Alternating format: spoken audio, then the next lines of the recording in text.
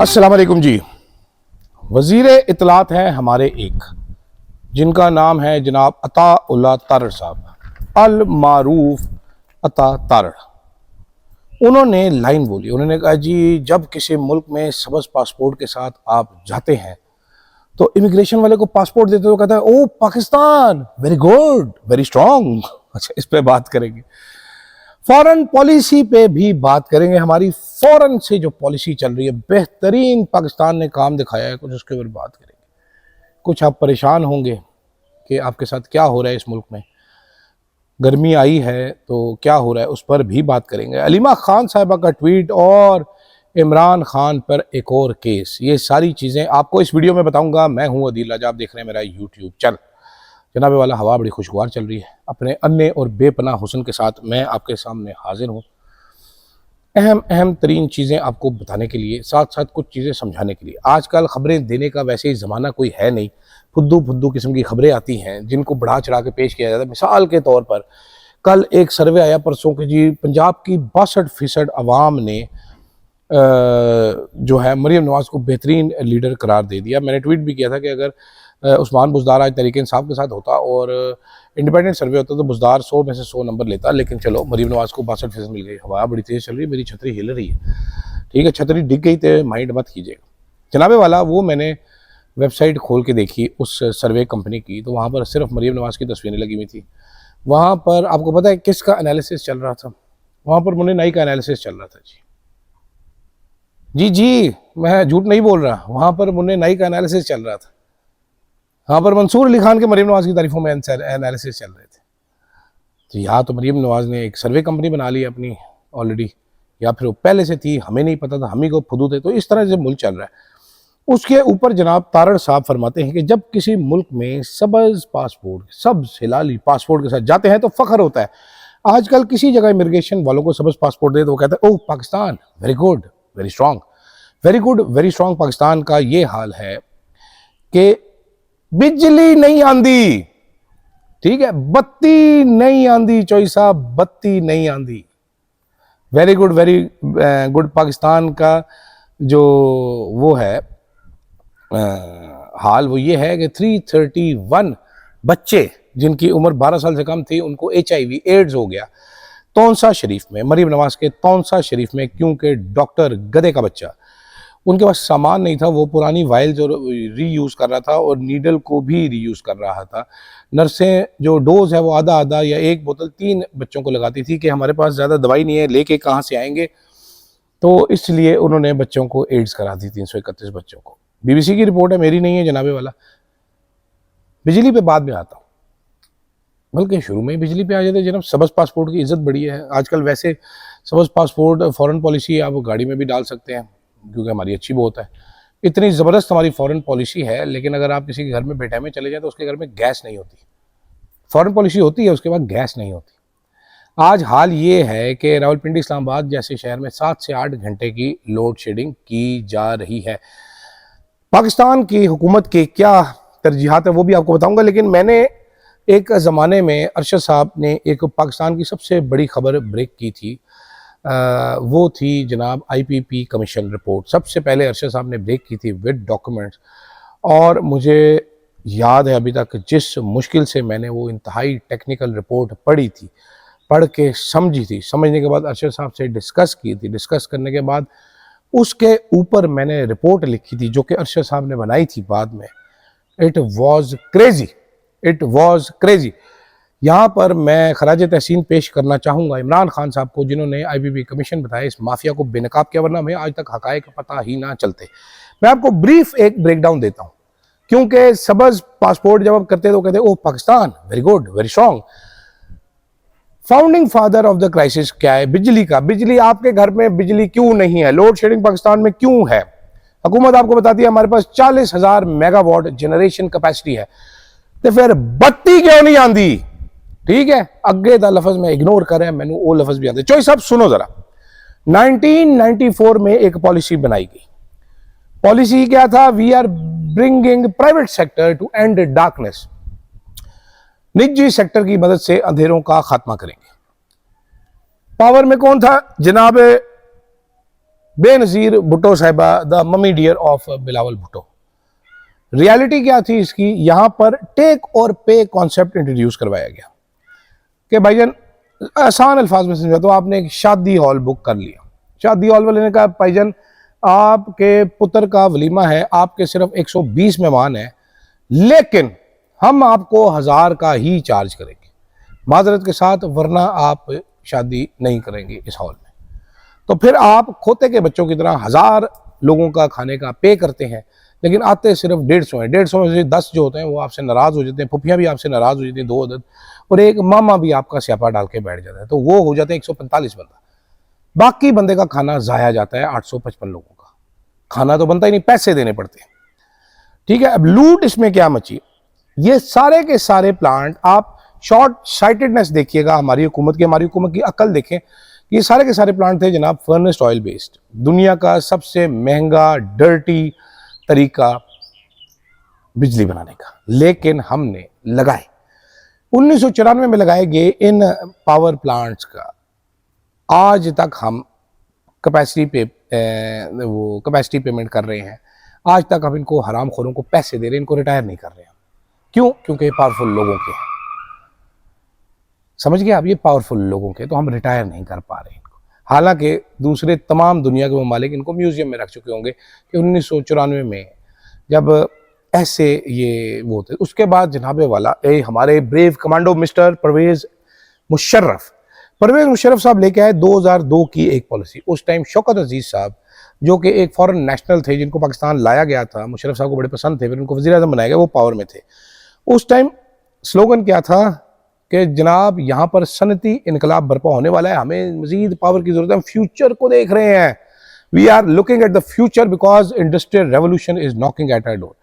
Reality क्या थी, उस टाइम पे डॉलर इंडेक्सेशन कर दी गई। उन्होंने कहा जनाब इन्वेस्टर्स को, मुशर्रफ साहब ने कहा कि भाइयों डॉलर में आपको पैसा मिलेगा, जो डॉलर का रेट होगा आज लगाओ, उस लिहाज से फ्यूचर में जो डॉलर का रेट है उस लिहाज से आपको मुनाफा देंगे, क्यों टेंशन लेते हो। मैं इस चीज़ की गवाही दे सकता हूँ, बड़े बड़े जो पावर प्रोड्यूसर्स थे उनको मुशर्रफ साहब ने खुद बुलाकर कहा इसमें बड़ा पैसा है, इसमें प्लांट लगाओ, ठीक है, और बड़े बड़े नाम है। यानी कि डॉलर 60 रुपये का अगर तब था और आज 280 प्लस है, तो आपका बिजली का बिल क्यों बढ़ा। बड़े लोग सवाल करते हैं कि जनाब मैं तो 100 यूनिट इस्तेमाल करता हूँ, पिछले साल 100 यूनिट करते, उससे पिछले साल ये था, ये इतना ज़्यादा क्यों हो गया। वो इसलिए बढ़ा क्योंकि डॉलर की कीमत ऊपर गई। आईपीपी ओनर्स को डेवोल्यूशन का बोनस मिलता है, आपको हार्ट अटैक मिलता है बिल देख के। उसके बाद आई 2015 की पॉलिसी, ये सबसे ही डेवस्टेटिंग थी। पावर में कौन थे जनाब नवाज शरीफ साहब। स्लोगन क्या था, हम अंधेरों का खात्मा करने हैं, रोशन पाकिस्तान के स्लोगन पे इलेक्शन लड़ा। इन्होंने मैसिव पावर प्लांट्स लगाए और फ्रंट लोडेड टैरिफ्स दिए, जिनका मतलब है कि उनको इतना मुनाफा दिया, इतना ह्यूज टैरिफ दिया कि उन्होंने 30 साल का जो पे बैक बाय बैक पीरियड था, 10-10 साल में उन्होंने अपनी इन्वेस्टमेंट कंप्लीट की। उसके बाद वो कह रहे हैं आ जाओ ना पुत्रो, मुनाफा, प्योर मुनाफा, खालिसतन मुनाफा, ठीक है।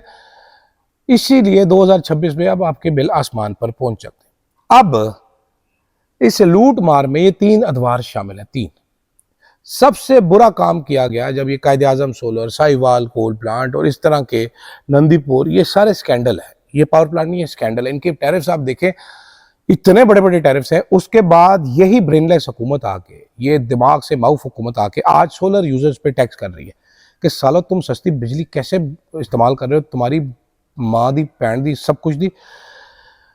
अब जरा स्ट्रेटजी को देखेंगे कि बत्ती क्यों नहीं आंधी। तो बत्ती इस वास्ते नहीं आंदी जनाब के हमने पावर प्लांट इतने लगाए हैं कि 2 पाकिस्तान जल सकते हैं, एक नहीं, ओवर कैपेसिटी, लेकिन हमारे पास उनको चलाने के लिए डॉलर नहीं है। डॉलर से वो नहीं चलते जी, नहीं चलते, लेकिन एलएनजी और ऑयल से चलते हैं। हमारे पास वो खरीदने के पैसे नहीं है। फिर क्या होता है, फिर ये होता है कि जो ऑयल से चलने वाले उनको हमने ऑर्डर ऑफ मेरिट बना के रखा है कि जब सस्ते वाले पहले फायर होगा, फिर जरूरत पड़ेगी तो फिर उससे महंगा, फिर उससे महंगा, सबसे महंगा एंड में फायर करेंगे। लेकिन कोई बात नहीं सेठ साहब, आप नहीं भी अपना पावर प्लांट चलाएंगे, हम खुद दे पुत्र आपको पैसे फिर भी देंगे, क्योंकि ये हमारे बाप का पैसा नहीं है सर, ये पाकिस्तान की आवाम का पैसा है, ये आपका पैसा है, ये अदील राजा का पैसा है, ये मोहम्मद बकर का पैसा है, ये जैद का पैसा है, ये देंगे पैसे। ये गधे हैं अवाम, तो गधे खोते देते हैं सर। क्योंकि खोते पैसे देते हैं, इसलिए हमने अरबों रुपया पावर प्लांट्स को देना शुरू कर दिया कि ये अरब रुपया लो, तुमने पावर प्लांट चलाना नहीं, तुमने सिर्फ बंद रखना है, चलाओगे तो बिजली महंगी होगी इसलिए बंद रखो, इसलिए लोड शेडिंग होती है। तो ये दुनिया का वाहिद कारोबार है जो पाकिस्तान में हो रहा है, जिसमें आपको पैसे ना काम करने के लिए दिए जाते, काम करने के पैसे नहीं मिलते। वो आपको पैसे देते कि आपने कोई काम नहीं करना। एक बंदा था इसके खिलाफ जो बोला, इमरान खान, जिसने 2020 में एक पावर सेक्टर का ऑडिट करवाया, 30 साल में किसी बंदे ने नहीं करवाया था। उसने क्या कहा, उसने कहा जनाबे वाला, अब इस ऑडिट रिपोर्ट में क्या, मैं आपको ब्रीफली भी बता दूं तो लंबा हो सकती है वीडियो, लेकिन ये आपको समझने के लिए बड़ा ज़रूरी है। ये जो दिलकश इल्म मैं आपको दे रहा हूँ, सैकड़ों सफ़ात पढ़ने के बाद आज मुझे दोबारा पढ़ने पड़े हैं, और मैं अन्ना भी हूँ, आपको पता है कितना मुश्किल हुआ होगा, चॉइसा भी है। इसमें बताया कि IPP जो है 200 से 400% मुनाफा कमा रहे हैं। मिस रिप्रेजेंटेशन, फ्यूल फ्रॉड और टेक्निकल लाइज। ये वाहिद आदमी था इमरान खान जो कि पावर बैरन्स को जिसने डिफेंसिव पे डाला। जब बाकी सारे टेक और पे और किकबैक्स और फ्रंट लोडेड टैरिफ थे, तो इमरान खान ने जनाबे वाला इन डेथ वारंट्स के साथ निगोशिएशन शुरू किया, MOUs 2021 में साइन की, जिससे अरबों रुपया बचा, लेकिन उसकी हुकूमत चली गई, वरना मजीद अगर इस पर काम किया जाता तो बहुत ज़्यादा मजीद। अब गवर्नमेंट क्या कर रही है, अभी वो IPPs को कभी टैक्स करने की कोशिश करती है, कभी वो मेहनत अल्लाह करती है, कभी धमकियाँ लगाती है कि रेट कम कर लें, लेकिन कॉन्ट्रैक्ट इतने टाइट हैं इंटरनेशनल कि आप कुछ कर नहीं सकते। ठीक है, गवर्नमेंट का सलूशन है कि जनाबे वाला आपको हम लूट रहे हैं, लेकिन आप एक काम करें, आप इलेक्ट्रिसिटी बचाएं। ठीक है, लेकिन सोलर लगा ले, लेकिन सोलर से भी IPPs को पैसे दें, आपकी मेहरबानी, क्योंकि आप वो बिजली इस्तेमाल नहीं कर रहे हैं जो महंगी बिजली IPP बनाकर दे रहा है, तो इसलिए आपकी वो कोताही। आप बिल में बिजली के पैसे नहीं दे रहे, आप भत्ता देते हैं बेसिकली एक हैंडफुल ऑफ कंपनीज को, क्योंकि पाकिस्तानी होना एक जुर्म है जनाबे वाला। दूसरी तरफ मुजरिम एक और भी है इस मुल्क में, उसका नाम है इमरान खान। इमरान खान साहब जनाब फॉरेन फंडिंग केस में, जिनसे पहले उनको नाअहल करके सज़ा भी पता नहीं दी जा चुकी है, अब पता ये चला है कि फॉरेन फंडिंग केस में इमरान खान एक बार फिर मरकजी मुलजिम बना दिए गए हैं। 57 सफ़ात का चलान एक बड़े ज़बरदस्त जज हैं, जज अब्दुल गफूर काकड़, ये बड़े जालिम जज हैं, उधर जमा करा दिया गया। ठीक है, 11 मुलजमान हैं, जिसमें मरकजी मुलजिम हैं जनाब इमरान खान, तारिक शफ़ी, हामिद ज़मान, दीगर, आरिफ नकवी, तारिक रहीम, ये सब को जमा करा दिया गया। अब ये क्यों हो रहा है, इसमें बड़े सारे पैसे UAE से भी आए थे। अब UAE के साथ ताल्लुकात ख़राब हैं, तो हम इसलिए इमरान खान को एक बार फिर प्रोसिक्यूट करेंगे। दूसरी तरफ इमरान खान की बहन का ट्वीट, ये ज़रा पढ़ने से ताल्लुक़ है, इसमें मेरा कमेंट कोई नहीं है, मैं आपको पढ़ के सुनाना चाहता हूँ। इमरान खान को 6 महीने से ब्रूटल कंडीशंस के अंदर कैद तन्हाई में रखा गया है। इनकी आज़ादी जो है वो चीफ जस्टिस इस्लामाबाद ने जानबूझकर रोक रखी है। इमरान खान ने क्लियर कर दिया कि जुडिशरी ना इंडिपेंडेंट है और ये गवर्नमेंट का टूल है। जज इस केस में जो असाइन किए गए हैं वो जस्टिस नहीं कर रहे, वो सिर्फ ये फैसला कर रहे हैं कि सुनवाई ना हो। रियलिटी अलीमा खान का ये भी कहना था कि इमरान खान ने कहा है कि जैसे ये केस सुना जाएगा, इतना कमज़ोर और फुदू केस है कि ये 2 मिनट में ख़त्म हो जाएगा। और उन्होंने कहा जी जस्टिस डोगर साहब जो है वो इस केस के जो फैसिलिटेटर है गवर्नमेंट के, जिसने इमरान खान के मैंडेट को चोरी करके जो हुकूमत वो आई है। इमरान खान ने सलमान सफदर के थ्रू, अपने वकील के थ्रू एक पैगाम भेजे कि इनकी बीवी को push to the edge by prolong isolation, यानी इनकी बीवी को टॉर्चर की आखिरी हदों तक बुशरा बीबी को पहुंचाया जा रहा है। उन्होंने कहा जी वो ये एंड्योर कर सकते हैं जुल्म खुद से, लेकिन उनकी बीवी को ब्रेक किया जा रहा है सबमिशन में। The pressure is deliberate and calculated and inhuman. He clearly said no deal no surrender, it is liberty और डेथ। यानी कि इमरान खान की अहलिया बुशरा बीबी पे कैद तन्हाई में रख के तशद्दुद किया जा रहा है कि वो टूट जाएँ, या वो इमरान खान से टूट जाएँ, इमरान खान के खिलाफ बयान दें, या वो रहम की भीख मांगने पर मजबूर हो जाए। इमरान खान कह रहे हैं मैं खड़ा हूँ, मैं कोई डील नहीं करूँगा, आगे मतलब आप खूब निकालिए, मुझे दीजिएगा इजाज़त।